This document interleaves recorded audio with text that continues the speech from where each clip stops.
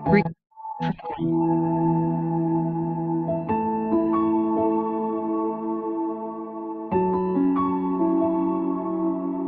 selamat datang kembali di mata kuliah kriptografi. Pada pertemuan kali ini kita akan membahas tentang asimetrik key kriptografi. Salah satunya adalah algoritma RSA. Oke, baik, kita perkenalan dulu dengan algoritma RSA. Ya, sebenarnya algoritma RSA ini juga merupakan salah satu algoritma yang paling populer, gitu ya. Dan RSA ini juga termasuk ke dalam salah satu algoritma kriptografi kunci publik. Ya. Nah, algoritma RSA ini dibuat oleh 3 orang peneliti dari MIT atau Massachusetts Institute of Technology yang dibuat pada tahun 1976. Pembuatnya ada Adi Samir, ada Leonard Edelman. Sampai saat ini RSA ini sebenarnya termasuk ke dalam algoritma yang cukup aman, gitu ya. Kenapa kok cukup aman? Karena keamanan algoritma ini RSA ini terletak pada sulitnya memfaktorkan bilangan yang besar menjadi faktor-faktor prima. Jadi kesulitannya itu adalah para attacker itu harus mencari faktor bilangan besar. Banyak sekali kemungkinan atau kombinasi faktor prima. Faktor prima ini merupakan bilangan yang besar, sehingga kalau bilangan yang besar berarti akan memakan banyak waktu juga, gitu ya, untuk mencari kombinasi yang sesungguhnya, kombinasi faktor prima yang sesungguhnya. Pemfaktoran ini dilakukan untuk memperoleh kunci private. Selama pemfaktoran bilangan besar menjadi faktor-faktor prima belum ditemukan oleh algoritma yang sangat canggih sekalipun, gitu ya, maka selama itu pula keamanan algoritma RSA tetap terjamin, gitu ya.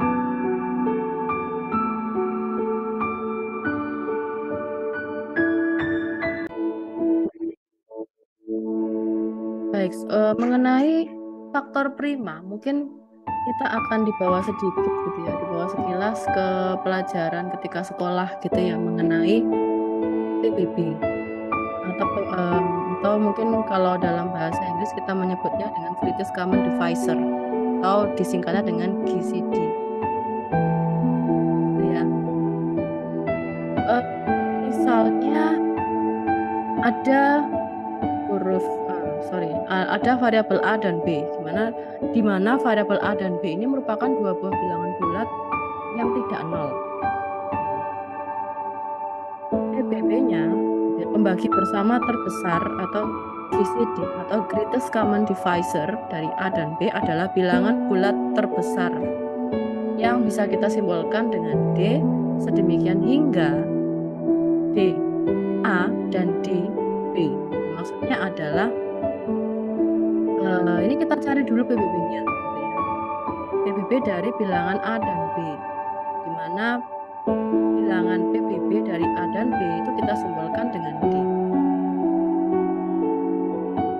Kita lihat coba ya, kita lihat sebuah contoh di sini ada variabel A, di mana variabel A itu kita isi dengan 45 dan variabel B itu kita isi dengan 36. Dimana kalau kita mencari PBB berarti kita harus tahu dulu faktor pembaginya, angka-angka penyusunnya, gitu ya. Angka-angka penyusun dari 45 itu ada berapa saja? Ada 1, 3. Kalau 1 dikalikan dengan 45 sama dengan 45, gitu kan ya. 3 dikalikan 15 sama dengan 45. 5 dikali 9 sama dengan 45. Ini merupakan angka-angka penyusun atau pengali, gitu ya. Pengali yang tujuannya itu untuk menyusun angka 45, gitu kan. Begitu juga dengan variabel B, di mana variabel B itu merupakan angka 36, di mana angka penyusunnya itu ada 1, 2, 3, 4, 9, 12, 18, 36. Kalau lebih mudahnya 1 kali 36 sama dengan 36, 2 kali 18 sama dengan 36. Ini semua angka-angka penyusun dari 36. Sehingga kalau kita mencari, gitu ya, angka yang sama, angka atau faktor pembagi yang sama antara 45 dan 36. Itu ada 1, 3, 9. Gitu ya. 1, 3, 9. Nah, yang paling besar kalau kita mencari PBB itu kan berarti yang paling besar itu adalah di antara 1, 3, dan 9 yang paling besar adalah 9. Nah, itu konsepnya kalau kita mencari PBB. Oke. Ini kita kenal dulu tentang istilah relatif prima gitu ya. Nah, apa yang dimaksud dengan relatif prima? Yang dimaksud dengan relatif prima itu adalah dua buah bilangan bulat A dan B. Dikatakan relatif prima kalau PBB-nya itu adalah 1. Gitu. Seperti yang kita sudah pelajari di slide sebelumnya, bahwa kita kalau mau mencari PBB itu adalah kita mencari faktor pembagi dari dua buah bilangan yang sama dan yang paling besar. Jadi kalau semisal tadi 45 dengan 36 ada sebanyak 3 faktor pembagi yang sama antara 45 dan 36, yaitu ada 1, 3, 9. Ya, tapi yang kita cari adalah yang paling besar.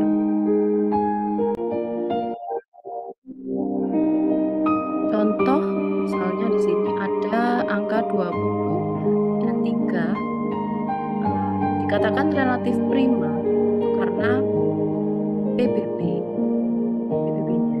antara 20 dan 3 itu adalah sama dengan 1.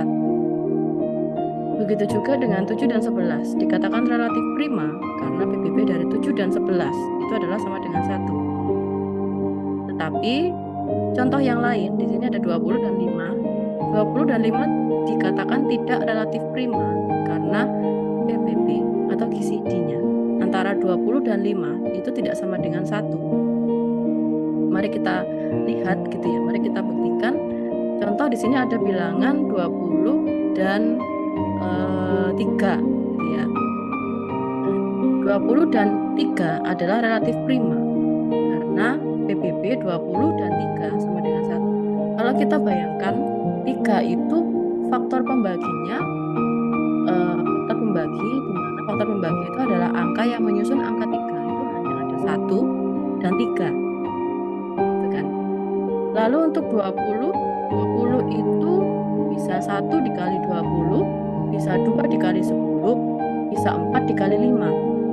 Nah, jadi kalau kita lihat antara 20 dan 3 faktor pembagi yang sama antara 20 dan 3 itu adalah angka 1. Ya, 20 dan 1 itu adalah relatif prima. Kita sebutnya mereka relatif prima ya, atau dapat ditulis seperti bawah ini.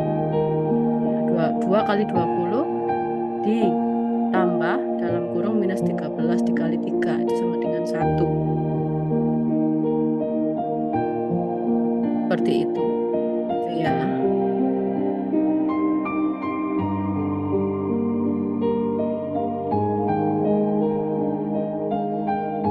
Berikutnya kita kenalan juga dengan fungsi Euler gitu ya, fungsi Totien Euler yang disimbolkan dengan simbol seperti ini.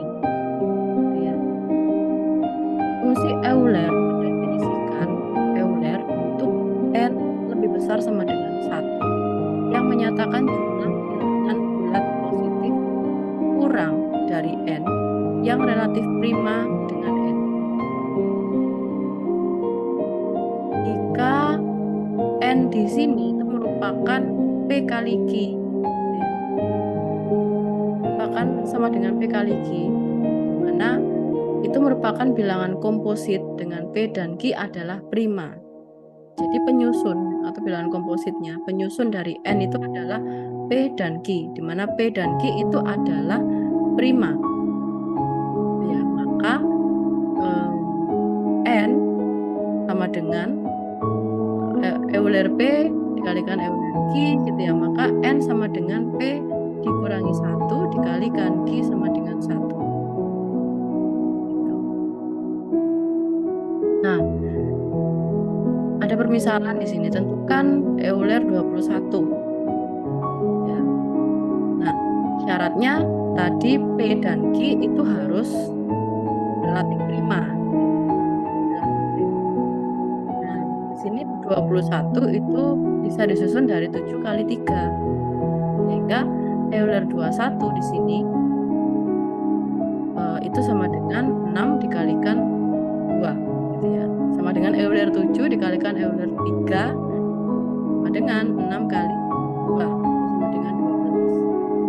Berarti ada sebanyak 12 buah bilangan bulat yang relatif prima terhadap 21. Itu maksudnya. Nah, ada sebanyak 12 buah bilangan bulat yang relatif prima terhadap 21. Mana ke-12 buah bilangan bulat yang relatif prima terhadap 21 itu nilainya berada di bawah N-nya. N-nya di sini 21. Kalau kita lihat cek satu-satu gitu ya, maka ditemukan ada bilangan 1, 2, 4, 5, 8, 10, 11, 13, 16, 17, 19, 20. Itu semua adalah ke-12 bilangan bulat yang relatif prima terhadap 21. Oke. Sekarang kita kenali juga dengan teorema Euler. Selain fungsi Totien Euler, kita juga mendefinisikan teorema Euler. Misalkan A dan N adalah dua buah bilangan yang relatif prima, maka N adalah fungsi Totien Euler. Maka berlaku teorema Euler sebagai berikut, seperti ini. A pangkat fungsi Totien N sama dengan atau sebanding dengan 1 mod N. Contoh, di sini ada A sama dengan 7, N sama dengan 10, di mana keduanya ini relatif prima. Ya, A dengan N ini relatif prima. Sehingga Totien 10 sama dengan 4. Maka 7 pangkat 4 sama dengan 2041 itu sebanding atau sama dengan 1 mod 10.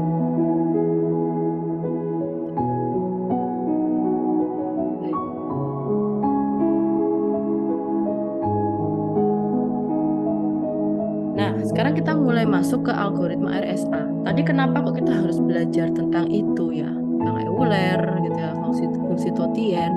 Sebenarnya basic atau dasar itu merupakan things gitu ya, merupakan sesuatu yang mendasari algoritma RSA. Kita lihat di sini ada N kali N sama dengan P kali Q. Nah, itu semua asalnya kan dari situ. Apa yang sudah kita pelajari di slide sebelumnya. Nah, sekarang kita mulai masuk ke properti apa yang digunakan, ya. Data-data apa yang digunakan dalam algoritma RSA. Jadi, di sini ada beberapa variabel yang digunakan, yaitu ada P dan Q, di mana P dan Q itu adalah bilangan prima dan bersifat rahasia, gitu ya. Lalu ada N itu merupakan N itu disusun dari bilangan P kali Q yang sifatnya tidak rahasia. Totien N disusun dari P minus 1 dikalikan dengan Q minus 1 yang sifatnya itu rahasia. Berikutnya ada E merupakan kunci enkripsi, sifatnya tidak rahasia atau sifatnya publik. Dan D, kunci dekripsi, sifatnya rahasia. Variabel M merupakan plain text-nya, sifatnya rahasia, dan C merupakan ciphertext yang sifatnya tidak rahasia. Itu ya. Jadi ini variabel-variabel yang nantinya akan kita pakai untuk menjalankan algoritma RSA.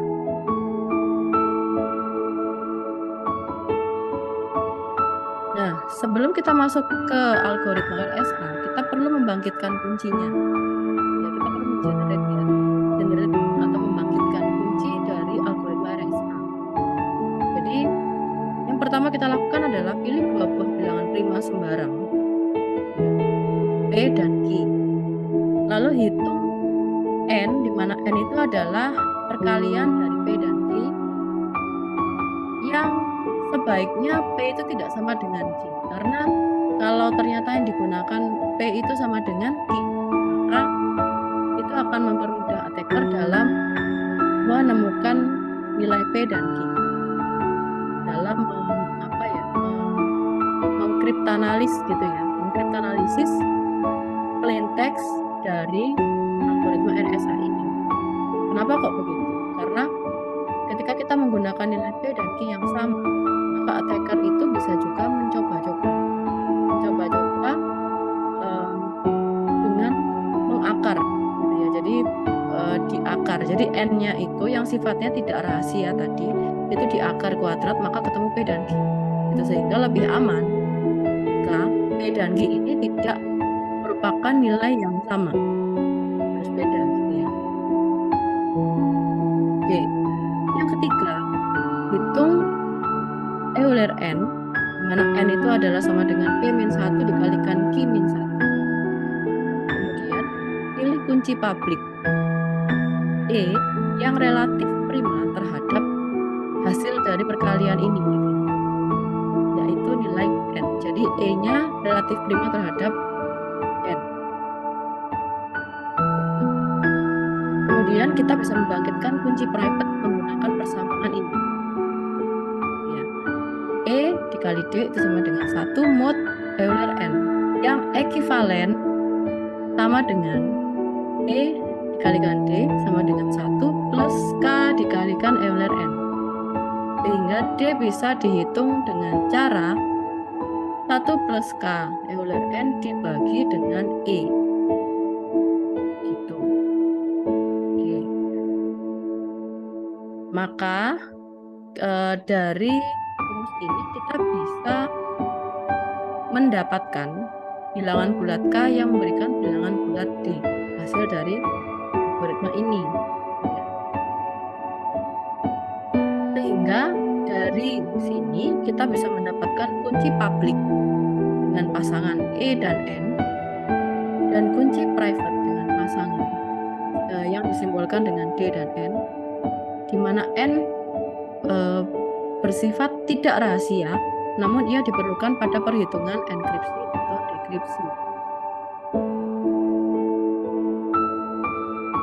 Kita langsung masuk ke contohnya. Jadi bagaimana pembangkitan kunci ini berjalan gitu ya. Kita akan lebih memahami ini dengan sebuah contoh. Jadi misalnya Alice, atau kita simbolkan A di sini ya, akan membangkitkan kunci publik dan kunci private miliknya.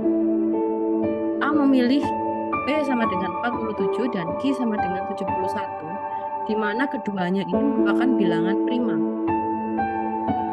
Kalau keduanya bilangan prima, berarti PBB-nya sama dengan 1 gitu kan ya. Selanjutnya A menghitung N, di mana N itu didapatkan dari P kali Q. Maka kalau kita kalikan 47 dengan 71, ini sama dengan 3337 gitu ya.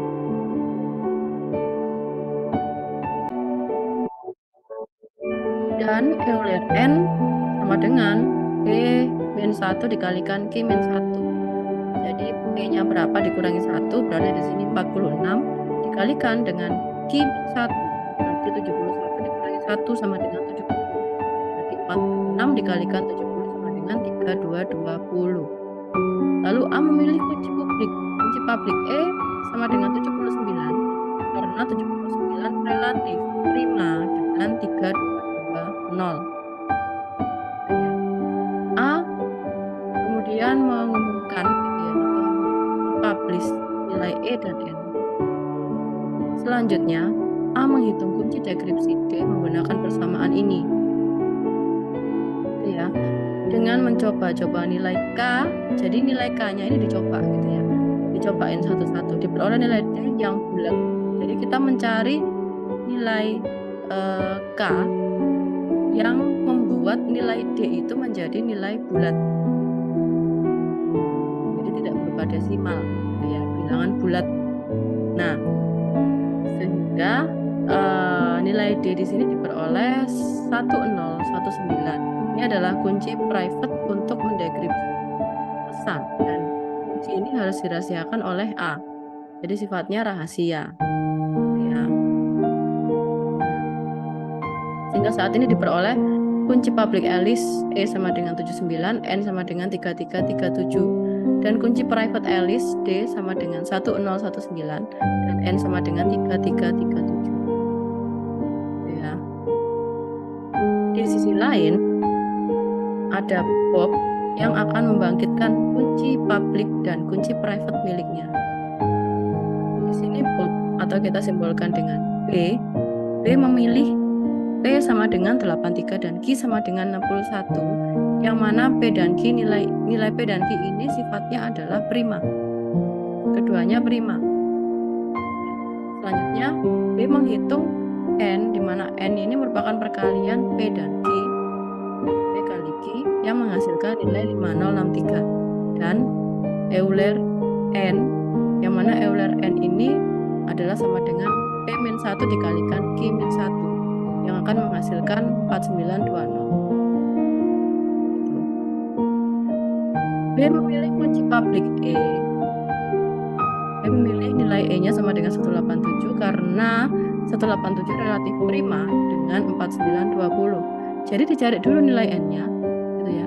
Lalu kita cari bilangan E, di mana E itu adalah kunci public dari B di sini, yang nilainya itu relatif prima dengan Euler N tadi. Ditemukanlah 187, gitu ya. Nanti gimana kalau di program kita membuat atau mencari bilangan yang relatif prima seperti ini? Ya berarti kita tinggal membuat sebuah fungsi, di mana fungsi itu isinya itu adalah mencari PBB-nya atau GCD-nya, greatest common divisor-nya, gitu ya, antara bilangan itu, gitu ya. Seperti itu. Jadi bikin fungsi sendiri yang fungsinya itu nanti untuk mencari PBB, lalu dipanggil, gitu ya. Kemudian B mengumumkan nilai E dan N, jadi dipublish, gitu ya. Selanjutnya B menghitung kunci dekripsi D menggunakan persamaan ini sama. Ini kurang lebihnya sama seperti apa yang dilakukan oleh Alice ya, karena yang dilakukan sama-sama membangkitkan kunci. Nah, dengan mencoba nilai-nilai K dari 1, 2, 3, dan seterusnya, maka diperoleh nilai D yang bulat, yaitu 763, yang tidak ada pecahan desimalnya, gitu.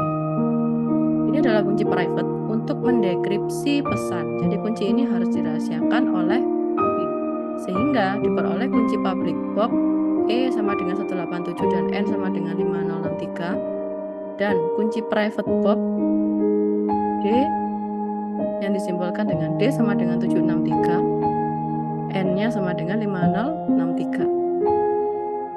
Nah, sekarang baik Alice ataupun Bob itu mengumumkan kunci publik mereka masing-masing supaya bisa digunakan untuk mengenkripsi pesan yang ditujukan kepada mereka. Dari proses pembangkitan kunci kita masuk ke proses enkripsi dan dekripsinya. Nah, berikut ini adalah tahapan enkripsi dan dekripsi yang harus dilakukan, gitu ya. Jadi misal di sini Bob akan mengirimkan sebuah pesan plain text, gitu ya, yang kita simbolkan dengan M kepada Alice, dan akan mengenkripsinya menggunakan algoritma RSA. Nilai M haruslah terletak di dalam selang 0 sampai N-1. Prosedur yang dilakukan Bob adalah sebagai berikut. Bob mengambil kunci public Alice E dan nilai modulus N. Yang kedua, plain text M ini kita bagi ke dalam blok-blok, gitu ya, ke dalam blok M1, M2, sehingga setiap blok merepresentasikan nilai dalam selang 0 sampai N-1, gitu. Jadi ketika dibagi ke setiap blok M1, M2, maka nilai dari M1 dan M2 masing-masing, gitu ya. Misalnya M1 itu harus dalam selang atau dalam rentang antara 0 sampai N-1. Kemudian setiap blok M ke I, ini M ke I, gitu ya, dienkripsi menjadi blok C ke I dengan rumus ini. Oke. Jadi untuk mendapatkan ciphertextnya, kita harus mengambil blok plain text-nya di pangkat E modulus N. Kemudian Bob mengirim hasil ciphertextnya ke Alice.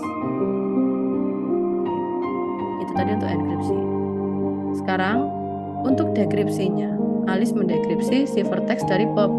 Nah, caranya adalah Alice menggunakan kunci private D dan nilai modulus N, di mana setiap blok ciphertext C ke I ya, didekripsi kembali menjadi blok M ke I dengan rumus M I sama dengan CI pangkat D modulo N, gitu ya. Oke, baik, itu tadi untuk step by step gitu ya, langkah-langkah dalam enkripsi dan dekripsi untuk algoritma RSA. Nah, sekarang kita masuk ke contohnya. Misalnya sekarang kita masuk ke enkripsinya dulu, enkripsi RSA. Contohnya di sini misalnya Bob ingin mengirimkan pesan. Bob ingin berkirim pesan, di mana pesannya itu kita simbolkan dengan M yang isinya itu adalah Hello Alice kepada Alice, gitu ya. Dengan perumpamaan hasil dari desimal tabel ASCII adalah A sama dengan 00, B sama dengan 01. Jadi kita semacam membuat tabel gitu ya.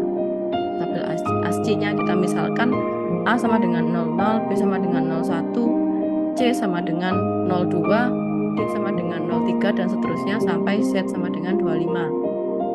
Gitu ya. Nah, maka pesan M dikodekan ke dalam desimal tabel ASCII, di mana dalam kasus ini untuk space-nya kita abaikan gitu ya. Jadi kita fokus ke karakter Hello dan Alice aja gitu ya. Dan plain text-nya ini menjadi seperti ini. HE ya, H E L L O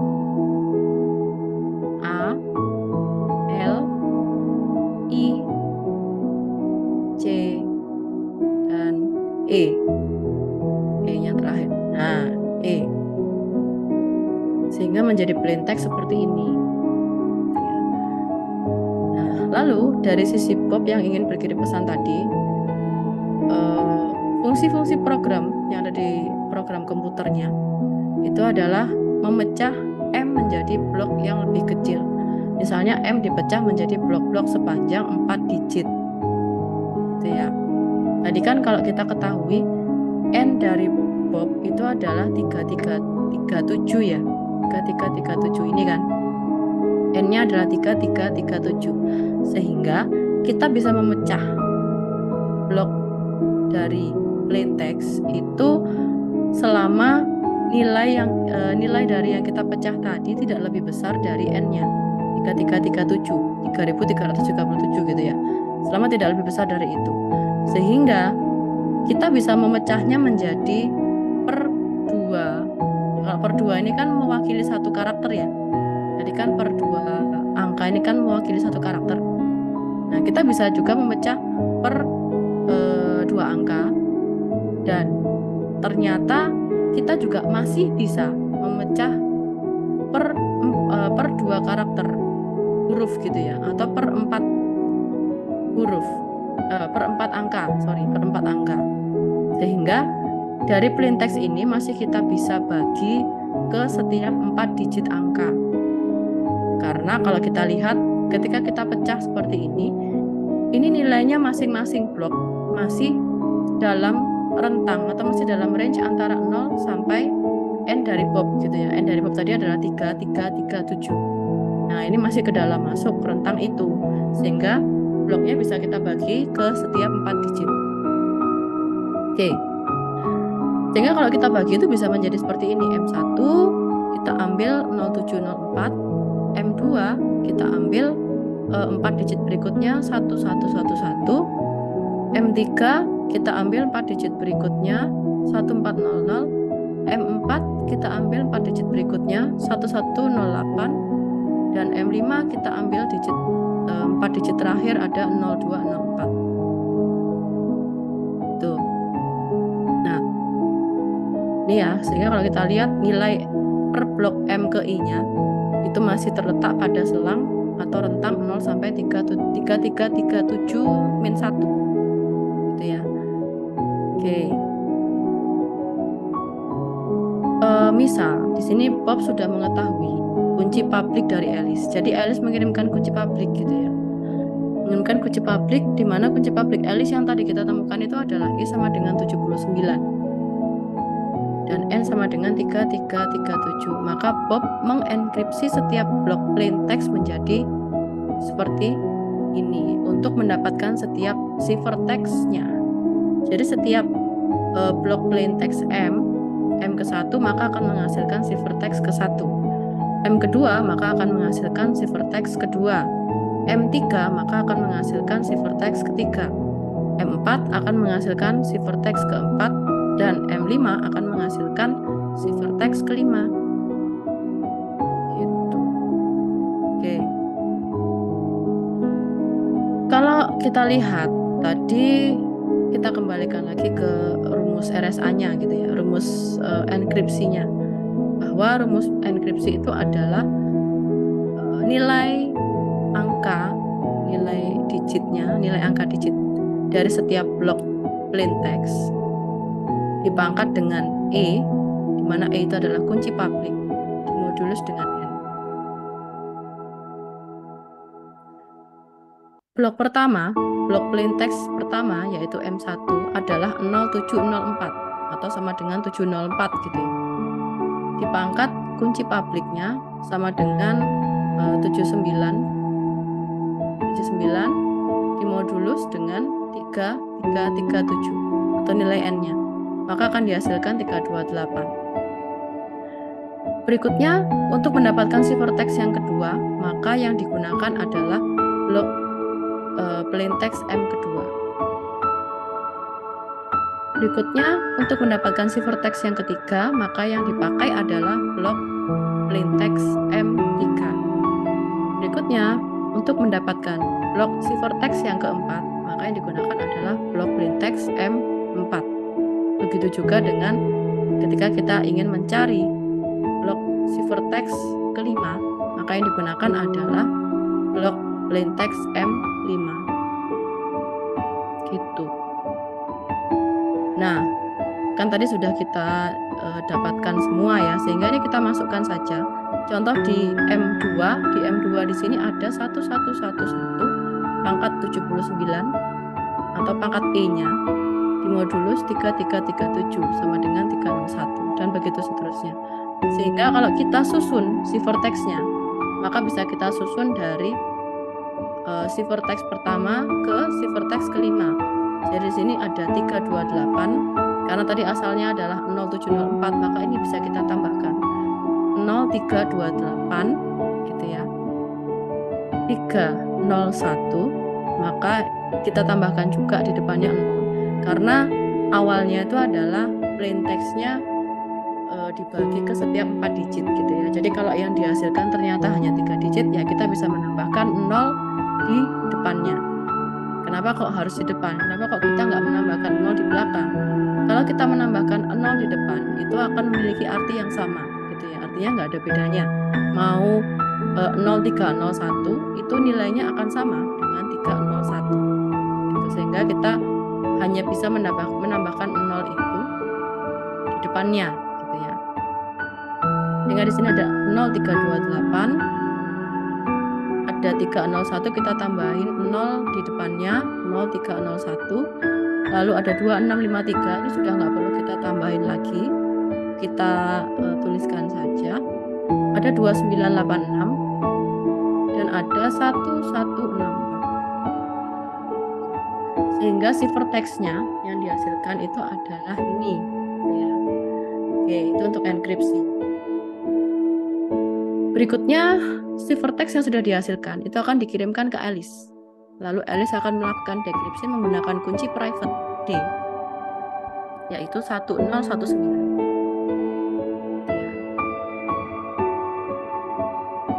1019. Nah, berikutnya blok-blok ciphertext yang didekripsi Alice itu mengikuti rumus dari dekripsi.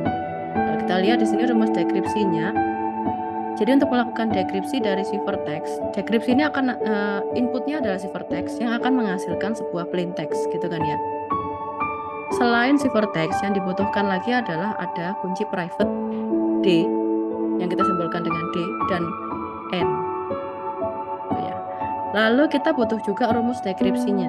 Kita kalau mau mendekripsi, berarti kita masukkan ciphertext-nya di pangkat kunci private-nya, yaitu D, di modulus N, sehingga ini akan menghasilkan plain text.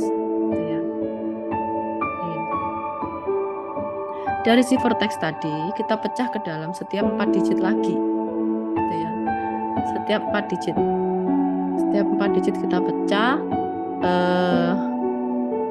Dari ciphertext ini kita punya 0328 sebagai ciphertext 1, 328 sebagai ciphertext 1, C1 yang dipangkat dengan nilai D-nya atau kunci private-nya, yaitu 1019 di modulus dengan 3337.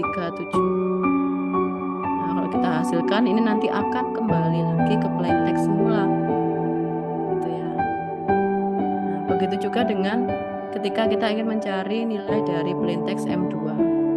M2 ini yang kita masukkan itu adalah 4 digit kedua, gitu ya. 4 digit kedua dari ciphertext-nya ada 0301. 0301 itu sama dengan 301, gitu ya.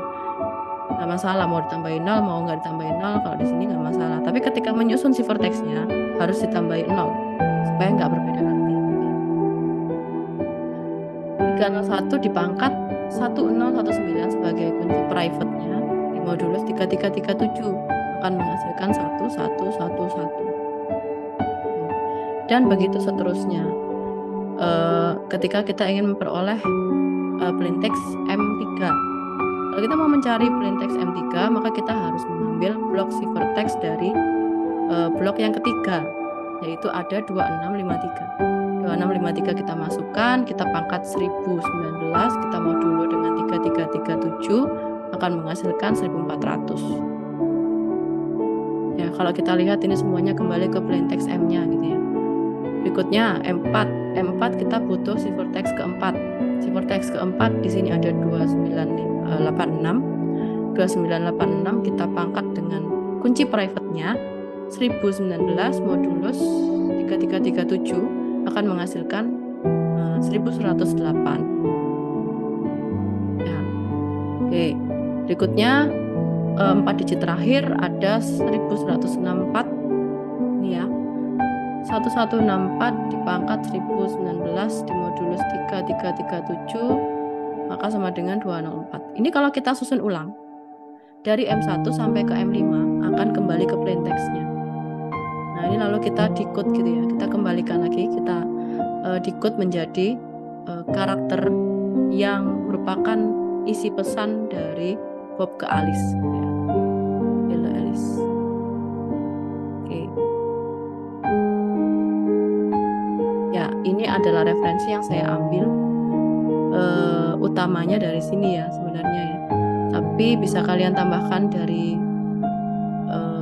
Jean Philip, gitu ya. Bisa kalian tambahkan dari sini dan bisa kalian buka-buka juga buku dari sini. Oke. Sekian untuk penjelasan RSA. Sampai bertemu kembali.